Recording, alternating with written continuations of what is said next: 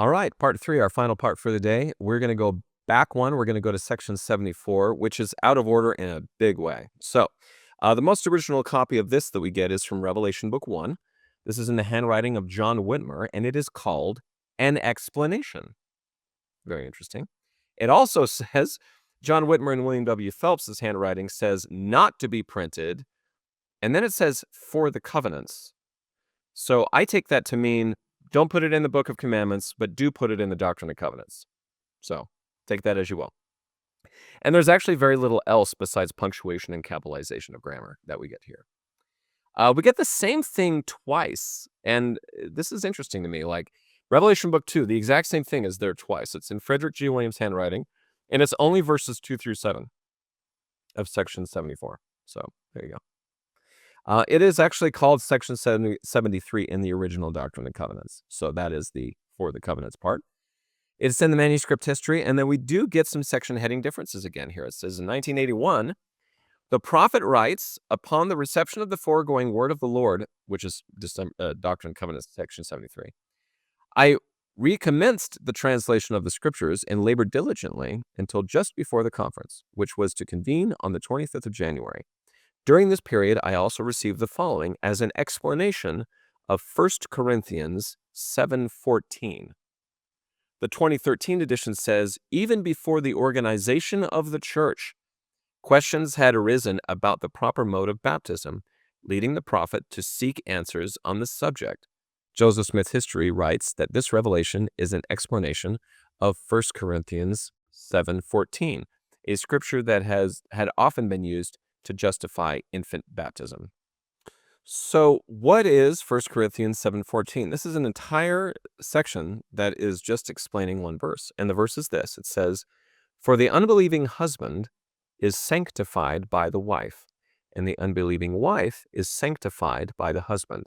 Else were your children unclean, but now they are holy. And apparently this was up for some pretty serious debate in the 1830s as to what this verse means. And we'll get to that in just a moment. But just so you know, that's the context. It's kind of a short verse, but that's a whole explanation just on it. And there's actually a little bit of a throwback to a guy that we thought just kind of came and went, but apparently we do get a whole other section of the Doctrine and Covenants from this. And this is why the timing is weird. Anyway, we'll get to it in a second.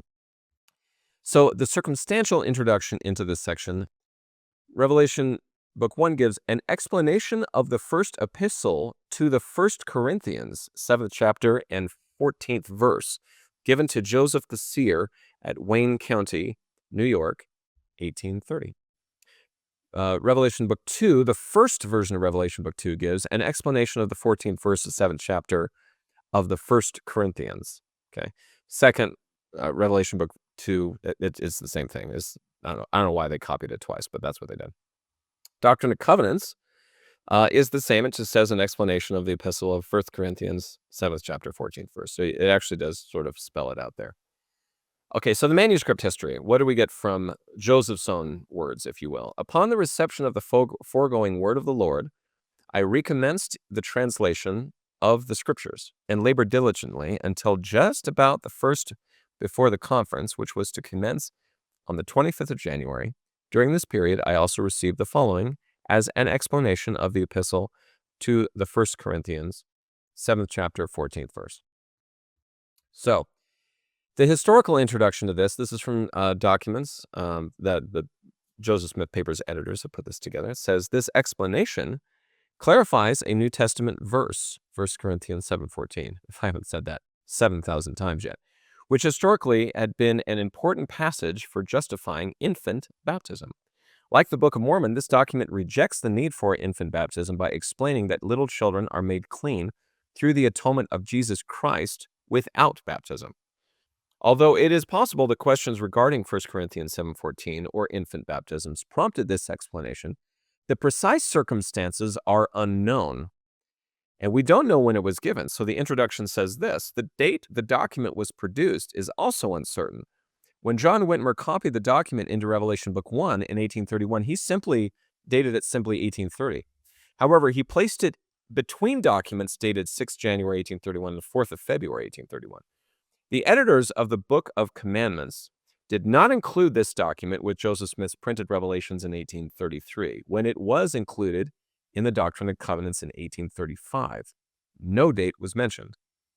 Years later, the editors of Joseph Smith's history mistakenly wrote that Joseph Smith dictated this document in January of 1832 in conjunction with his version of the New Testament. So what we had for a long time was wrong. But the location, which Whitmer identified as Wayne County, New York, indicates that the document was created before Joseph Smith moved to Ohio in the second half of January 1831, and that it could have been written as early as January of 1830. So it could be basically 2 years previous to it, or at least a year previous to what we thought for a long time based on the manuscript history. And this, my friends, is one of the reasons why I think the church made these changes to the section headings, is because that's kind of a big difference there. So a footnote in the introduction, which I think is interesting, says, according to one modern theologian, quote, with the exception of the scripture passage where Jesus blesses little children, no passage has been laid under a more laborious contribution to serve the cause of infant baptism than this one, unquote. The topic of infant baptism was also prevalent in Christian debates during Joseph Smith's time.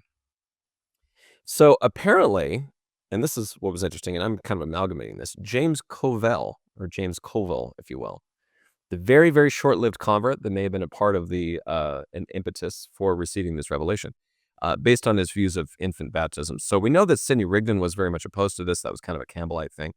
But when James Colville shows up, apparently he was a little bit more in favor of doing something like infant baptism. What does it mean? How does baptism work? And all this kind of stuff. And prompted this idea of like, well, once they got to that scripture and they were debating on it, and Joseph Smith is doing a revision, that this explanation shows up. So I thought those were really interesting. So James, even though you were here and gone, thank you for at least prompting that. That's our best guess, maybe. A guess. My guess. I'm not sure. So for content and footnotes, we only really get scriptural references to this particular one in the document series. And so there's not really a whole lot to do. So to give in summary, I just wanted to point out because we're talking so much about this, what's the conclusion for those of you listening who may not have read this before? Just the last portion of it says this. The apostle, who in this case is Paul, wrote unto the church, giving unto them a commandment, not of the Lord, but of himself, that a believer should not be united to an unbeliever, except the law of Moses should be done away among them, that their children might remain without circumcision, and that the tradition might be done away, which saith that little children are unholy, for it was had among the Jews. But little children are holy, being sanctified through the atonement of Jesus Christ, and this is what the scriptures mean.